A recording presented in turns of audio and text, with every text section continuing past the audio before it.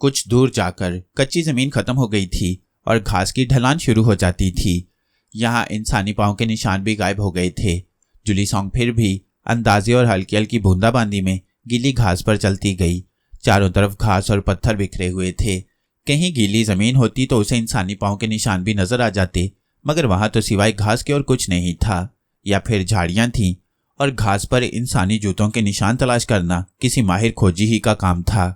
जुलीसोंग पाँव के निशान तलाश ना कर सकी और दिल में तरह तरह के ख्याल सोचती अपने घोड़े की तरफ गई। घोड़ा बेहिस्सो हरकत दरख्त के नीचे बैठा था। जुलीसोंग बड़ी हैरान हुई कि घोड़ा कोई हरकत क्यों नहीं कर रहा। करीब जाकर उसने घोड़े के गर्दन को प्यार से थपथपाया तो घोड़े की गर्दन ढलक गई। जुलीसोंग जल्दी से पीछे हट गई। घोड़ा मर चुका था। जुलीसोंग को ताज्जुब हुआ कि जब घोड़ा मर चुका था तो उसने अपनी गर्दन किस तरह से उठा रखी थी। घोड़ा कैसे मर गया था? जुलीसोंग ने घोड़े के जिस्म पर हाथ लगाया। उसका जिस्म बर्फ की तरह ठंडा हो रहा था। जुलीसोंग यही समझी कि सर्दी की वजह से घोड़ा मर गया है। जुलीसोंग ने एक बार फिर आसपास की फिजा का जायजा लिया। ये बड़ी पुरस्कार बात थी कि कोई उसका पीछा कर रहा था और एक ऐसे वीराने में उसका पीछा किया जा रहा था जहां दूर दूर तक ना आदम था ना आदमजाद। आखिर ये कौन शख्स हो सकता है? जूली वापस अपने गार की तरफ आ गई। उसने झुककर एक बार फिर जूतों के निशान गौर से देखे। ये आम जूतों के निशान थे। इनमें कोई खास बात न थी। निशान ताज़ा थे। हल्की बूंदाबांदी से निशानों के किनारे मिटने लगे थे। जुलीसोंग खामोशी से गार में आ गई। काली अंधेरी ठंडी रात, हिमालय की पहाड़ियों की वीरान पुरस्कार सर्द रात। बूंदाबांदी रुक गई। सर्द हवा उसी तरह चल रही थी। जब जुलीसोंग के अंदाजे के मुताबिक रात आधी के करीब गुजर गई तो वो गार से निकली और कैलाश मंदिर वाली बावली की तरफ चलने लगी। बाहर सख्त अंधेरा था। उस अंधेरे में या सांप देख सकता था या जुलीसोंग देख सकती थी। उसे इस घुप अंधेरे में चलने में कोई दुश्वारी नहीं हो रही थी। चलते चलते वो बावली के पास आकर रुक गई। उसने अंधेरे में पीछे मुड़कर देखा कि कहीं कोई पुरस्कार शख्स उसका ताकुब तो नहीं कर रहा, मगर अंधेरे में उसे अपने पीछे कोई पुरस्कार इंसान दिखाई ना दिया। वह बावली वाली चट्टान के शगाफ में दाखिल हुई, पत्थर का जीना तय किया और नीचे गहरी बावली के छोटे से तालाब के पास पहुंचकर पत्थर की सीढ़ी पर एक तरफ होकर बैठ गई। ये जगह इतनी डरावनी थी कि जुलीसोंग की जगह कोई और दूसरा होता तो यहां तक आने की कभी जुर्रत न करता, और अगर किसी तरह हिम्मत करके पहुंच भी जाता तो बावली के तारीक शीशे की तरह चमकते पानी और फैले हुए डरावने अंधेरे को देखकर चीख मारकर बेहोश हो जाता। ये भी हो सकता था कि दहशत के मारे उसके दिल की हरकत बंद हो जाती, मगर जुलीसोंग एक खलाई औरत थी और एक मुद्दत से वो अंबरनाग मारिया के दहशतनाक मुहिमों में से गुजर रही थी। और फिर यह उसके भाई थ्यूसोंग की जिंदगी और मौत का भी सवाल था। भाई के लिए तो वो अपनी जान भी कुर्बान कर सकती थी। वो अंधेरे में बावली के पत्थर पर चुपचाप बैठी पानी की सतह को तक रही थी। मुर्दे ने कहा था कि आधी रात गुजरते ही बावली की पानी की सतह पर दुल्हन की लाश नमूदार हो जाएगी। शगाफ के बाहर सर्द हवा के सरसनाने की सीटी जैसी आवाज सुनाई दे रही थी। जुलीसोंग को ख्याल आया कि शायद अभी आधी रात नहीं हुई और वह जल्दी वहां आ गई है। अभी ये ख्याल उसके दिल में आया ही था कि बावली के पानी की सतह पर हलचल सी होने लगी। उसमें हल्की हल्की लहरें पैदा हो रही थीं। जुलीसोंग चुकन्नी होकर बैठ गई। दुल्हन की लाश ऊपर आ रही थी। जूली की आंखें पानी की सतह पर लगी थीं, जहां अब बुलबुले उठने लगे थे। फिर जुलीसोंग के देखते देखते दो गोरे हाथ बाहर आ गए। उन पर लाल लाल मेहंदी लगी थी। उंगलियों में सोने की अंगूठियां थीं। इसके साथ ही एक औरत की लाश पानी में से नमूदार होकर सतह पर आ गई। ये एक बहुत खूबसूरत जवान लड़की की लाश थी जो पानी पर बिल्कुल सीधी लेटी हुई थी। उसने गोटा किनारी वाला दुल्हनों का लिबास पहन रखा था जो पानी में भीगा हुआ था। माथे पर सुहाग की बिंदिया और बालों में सिंदूर लगा था। गालों पर अफशां लगी थी। कलाइयों में सोने की चूड़ियां थीं। गले में सोने का हार और कानों में हीरों के कांटे थे। माथे पर सोने का झूमर चमक रहा था। ये एक ऐसी दुल्हन की लाश मालूम हो रही थी जो शादी की रात ही डूब गई हो। दुल्हन की लाश पानी की सतह पर बिल्कुल साकित थी। उसमें कोई हरकत नहीं हो रही थी। जुलीसोंग को मालूम था कि वह भी सवाल करेगी, चुनाचे जुलीसोंग भी सीढ़ी के गीले पत्थर पर खामोश बैठी खूबसूरत लाश को तकती रही। चंद सेकंड के बाद दुल्हन की लाश के मुर्दा नीले होंठ अलग हुए और उसके हलक से एक चीख की आवाज बुलंद हुई। ये चीख इतनी दहशतनाक थी कि जुलीसोंग की जगह कोई दूसरा होता तो वह चीख की आवाज सुनकर ही मर गया होता। जुलीसोंग का दिल भी एक बार जोर से धड़क उठा था। जुलीसोंग ने अपने होंठ बंद रखे। वो इंतजार करती रही कि लाश अपना सवाल दोहराए। चीख के बाद दुल्हन की लाश ने आवाज बुलंद की, कोई है जो मुझे स्याह चीन का लाल मोती ला दे? मैं उसके दिल की मुराद पूरी करूंगी। जुलीसोंग उठकर खड़ी हो गई। उसने जवाब दिया, ऐ खूबसूरत दुल्हन, मैं तुझे स्याह चीन का मोती ला दूंगी। क्या तू मेरे भाई थ्यूसोंग को फिर से जवान कर देगी? दुल्हन की लाश ने कहा, मुझे सियाचिन का लाल मोती ला दो, मैं तेरे दिल की मुराद पूरी करूंगी। जुली सोंग ने दोबारा सवाल करना मुनासिब ना समझा और कहा, मैं अभी सियाचिन का लाल मोती तलाश करने निकलती हूँ। ये सियाचिन कहाँ है? दुल्हन की लाश के मुर्दा होंठों से एक बारीक भयानक चीख निकली और उसने कहा, ये सब तुम्हें खुद पता करना होगा। मैं तुम्हें 1 महीने की मोहलत देती हूँ। अगर 1 महीने के अंदर अंदर तू सियाचिन का मोती ना ला सकी तो मैं तेरे दिल की मुराद पूरी ना करूंगी। जुली सोंग ने जल्दी से जवाब दिया, मैं 1 महीने के अंदर अंदर तेरे लिए सियाचिन का मोती ढूंढ लाऊंगी। दुल्हन की लाश के होंठों से एक बार फिर ड्राउनी चीख बुलंद हुई और वो आहिस्ता आहिस्ता बाउली के पानी के अंदर डूब गई। पानी की सतह पर चंद एक बुलबुले उठे और फिर सतह साकिन हो गई। जुली सोंग बाउली से बाहर आ गई। वो चट्टान के शगाफ से निकलकर गार की तरफ वापस चलने लगी तो उसे ऐसा लगा जैसे कोई शख्स दौड़कर झाड़ियों में छुप गया हो। जुली सोंग लपक कर झाड़ियों की तरफ गई मगर वहां कोई नहीं था। वहां जमीन पर घास उगी हुई थी जिसकी वजह से उस पुरस्कार शख्स के पांव के निशान नहीं पड़े थे। चारों तरफ अंधेरा था। आसमान पर काली घटा इस अंधेरे को और ज्यादा तारीक बना रही थी। जुली सोंग ने बेख्तियार आवाज दी, तुम कौन हो? क्या चाहते हो? मेरा पीछा क्यों कर रहे हो? रात के तारीक जंगल में जुली सोंग की आवाज गूंज कर रह गई। किसी ने उसे कोई जवाब न दिया। जुली सोंग तेज तेज कदमों से चलती अपने गार में आ गई। सारी रात वो यही सोचती रही कि सियाचिन किस जगह का नाम है और वो इसका सुराग कैसे लगाएगी। पहले उसको ख्याल आया कि वो सराय में जाकर केटी और थ्यूसोंग से मशवरा करे। फिर सोचा कि उन्हें सियाचिन का क्या पता होगा। ये तो मुझे यहाँ आसपास किसी गांव में चलकर मालूम करना होगा। हो सकता है ये किसी समुंदर या गार का नाम हो। जब दिन निकला तो जुली सोंग ने गार को अलविदा कहा और सियाचिन के लाल मोती की तलाश में कैलाश पर्वत वादी में किसी आबादी की खोज में चल पड़ी। दिन भर वो वादियों में सफर करती रही। उसे कहीं कोई आबादी न मिली। शाम के वक्त वो एक छोटे से दर्रे में पहुंची जिसके दरमियान लकड़ी का एक पुल बना हुआ था। पुल पर से गुजरकर जुली सोंग दूसरी तरफ पहाड़ों में आई तो उसे एक औरत दरख्तों के नीचे लकड़ियां और सूखे पत्ते जमा करती नजर आई। जुली सोंग बड़ी खुश हुई कि एक औरत की सूरत तो नजर आई। उसने औरत के पास जाकर पूछा, बहन क्या तू मुझे बता सकती है कि सियाचिन कहाँ है? औरत पत्ते और लकड़ियां जमा करती वहीं रुक गई। उसने दहशत भरी नजरों से जुली सोंग की तरफ देखा और ऐसे वहां से भागकर दरख्तों में गायब हो गई जैसे जुली सोंग कोई चुड़ैल हो। जुली सोंग बड़ी हैरान हुई कि आखिर इस औरत को क्या हो गया था। जुली सोंग उसी तरफ चलने लगी जिधर वो औरत गई थी। उसे यकीन था कि इस तरफ आगे कोई आबादी जरूर होगी। वो चलती गई। उसे आगे आबादी तो कहीं भी नजर न आई। हाँ, एक झील जरूर आ गई। झील के किनारे एक आदमी मछलियां पकड़ रहा था। जुली सोंग उसके पास गई और पूछा, क्यों भाई, क्या तू मुझे बताएगा कि सियाचिन कहाँ है? उस आदमी का रंग एकदम जर्द पड़ गया। मछलियां पकड़ने वाला जाल उसके हाथ से गिर पड़ा। उसने झील में छलांग लगा दी और तैरता हुआ दूसरे किनारे पर चला गया और फिर पहाड़ियों में दौड़ता हुआ गायब हो गया। अब जुली सोंग समझ गई कि सियाचिन जरूर कोई बड़ी ही डरावनी और दहशतनाक जगह होगी कि जिसका नाम सुनते ही लोगों के रंग उड़ जाते हैं और वो भाग जाते हैं। लेकिन जुली सोंग को तो हर हाल में सियाचिन पहुंचकर वहां से लाल मोती लाना था। लेकिन उसकी समझ में नहीं आ रहा था कि वो सियाचिन के बारे में किससे पूछे कि वो क्या जगह है और किस मुकाम पर वाक़ई है। जब तक उसे ये मालूम नहीं होता वो अपनी मंजिल पर नहीं पहुंच सकती थी। जुली सोंग चलते चलते पहाड़ी इलाके में काफी दूर निकल आई थी। अब दिन का उजाला शाम के अंधेरे में बदलने लगा था। शाम हो रही थी। रात की तारीकी उसके पीछे पीछे चली आ रही थी। जुली सोंग को रात बसर करने के लिए किसी महफूज जगह की भी जरूरत थी। अब वादी काफी ऊंचाई की तरफ आ गई थी और कहीं कहीं पत्थरों के दरमियान जमी हुई सफेद बर्फ नजर आने लगी थी।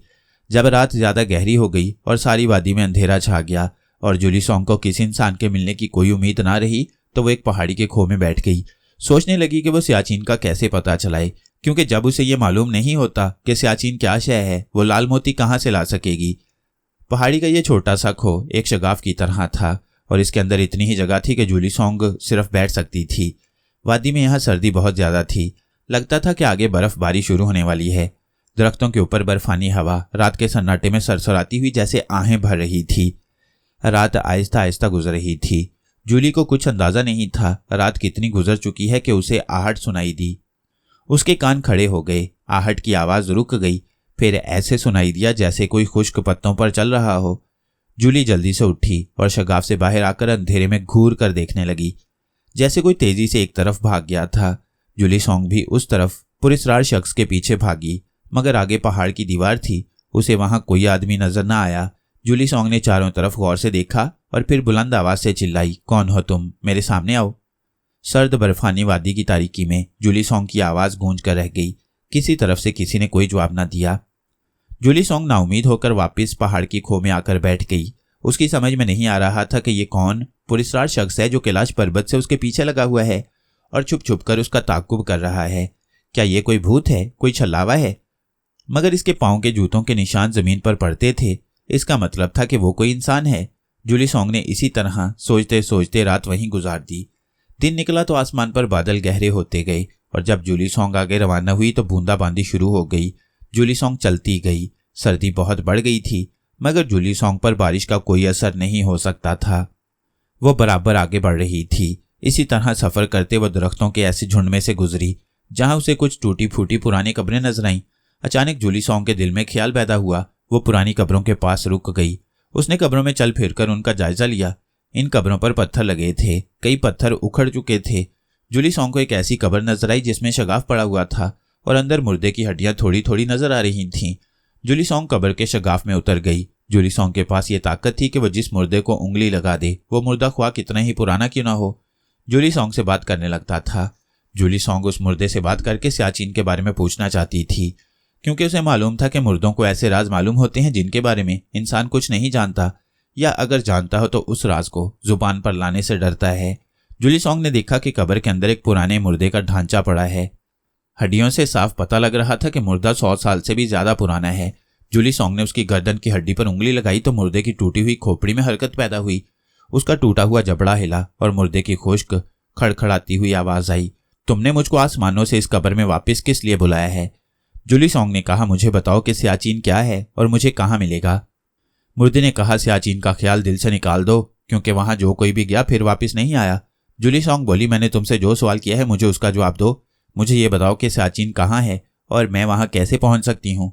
मुर्दा एक पल के लिए खामोश हो गया। उसकी खोपड़ी का जबड़ा साकित हो गया। फिर मुर्दे की खोपड़ी से एक आह की आवाज निकली, अगर तू अब तक सियाचिन जाने की जिद करती है तो सुन, यहां से ऊपर कैलाश पर्वत की पहाड़ी है। उस पहाड़ी की दूसरी तरफ बर्फ का एक ऊंचा नीचा मैदान है, सियाचिन। उस बर्फपोश मैदान के नीचे एक गुमशुदा वीरान और छुपी हुई वादी को कहते हैं। उसके अंदर जाने का कोई रास्ता नहीं। जब कोई मुसाफिर उस बर्फपोश मैदान में चलना शुरू करता है तो अचानक उसकी चीख सुनाई देती है और वो बर्फ में गायब हो जाता है। जूली सॉन्ग ने पूछा, वो बर्फ में कहाँ चला जाता है? मुर्दे ने कहा, बर्फपोश मैदान के नीचे जो सियाचिन की भयानक वादी है वो मुसाफिर को अपने अंदर खींच लेती है। इसके बाद वो मुसाफिर कभी किसी को दोबारा दिखाई नहीं देता। किसी को मालूम नहीं हो सकता कि वो मुसाफिर जिंदा है या मर चुका है। मैं अब भी तुम्हें मना करूंगी कि उस मौत की वादी में जाने का ख्याल दिल से निकाल दो। जूली सॉन्ग ने पूछा, क्या बर्फ के मैदान के नीचे छुपी हुई वादी सियाचिन में कहीं कोई लाल मोती भी है? मुर्दा बोला, उसके बारे में मैं कुछ नहीं बता सकता, क्योंकि उस मौत की वादी से कोई मुर्दा भी आज तक वापस नहीं आया। किसी की लाश तक बाहर नहीं निकाली जा सकी। मुर्दा इतना कहकर खामोश हो गया। खोपड़ी का जबड़ा साकित हो गया। जूली सॉन्ग को अपने सवाल का जवाब मिल गया था। उसने कहा, तुम्हारा शुक्रिया, बस मुझे तुमसे इतनी ही मालूमात हासिल करनी थी। मुर्दे ने कोई जवाब ना दिया। जूली सॉन्ग कब्र से बाहर निकल आई। उसे सियाचिन के बारे में वो सब कुछ मालूम हो गया था जो वो मालूम करना चाहती थी। जूली सॉन्ग कब्र से निकलने के बाद शुमाल की तरफ रवाना हो गई। अब उसकी मंजिल कैलाश पर्वत की दूसरी तरफ बर्फपोश वादी थी जहां सियाचिन वाक़ था। सारा दिन जूली सॉन्ग सफर करती रही। शाम के वक्त बर्फपोश वादियां शुरू हो गईं। अब जमीन पर पत्थर नजर नहीं आते थे। जिधर नजर उठाओ बर्फ ही बर्फ थी। नीचे गहरी खड्डों में भी बर्फ जमी हुई थी। बर्फानी हवाएं भी चलने लगी थीं। यहाँ सर्दी इतनी ज्यादा थी कि अगर जूली सॉन्ग खलाई औरत ना होती तो जमकर बर्फ बन जाती। हर तरफ वीराना था, कहीं कोई झोंपड़ी भी दिखाई नहीं देती थी। रात हुई तो जूली सॉन्ग ने एक जगह पहाड़ी दीवार की बर्फ खोदकर छोटा सा शगाफ बनाया और उसके अंदर बैठ गई। रात को बर्फ का खौफनाक तूफान चलने लगा। आसमान से बर्फबारी हो रही थी। ठंडी यख हवाएं चीखती चिल्लाती चल रही थीं। सारी रात यह बर्फ का तूफान जारी रहा। सारी रात बर्फ गिरती रही। जूली सॉन्ग पहाड़ी के शगाफ के अंदर दुबकी बैठी रही। जब सुबह हुई तो बर्फ का तूफान थम चुका था। बर्फबारी भी नहीं हो रही थी। जूली सॉन्ग शगाफ में से बाहर आई तो उसने बर्फ पर जूतों के ताज़ा निशान देखे। ये उसी पुरस्कार शख्स के जूतों के निशान थे जो उसका पीछा कर रहा था।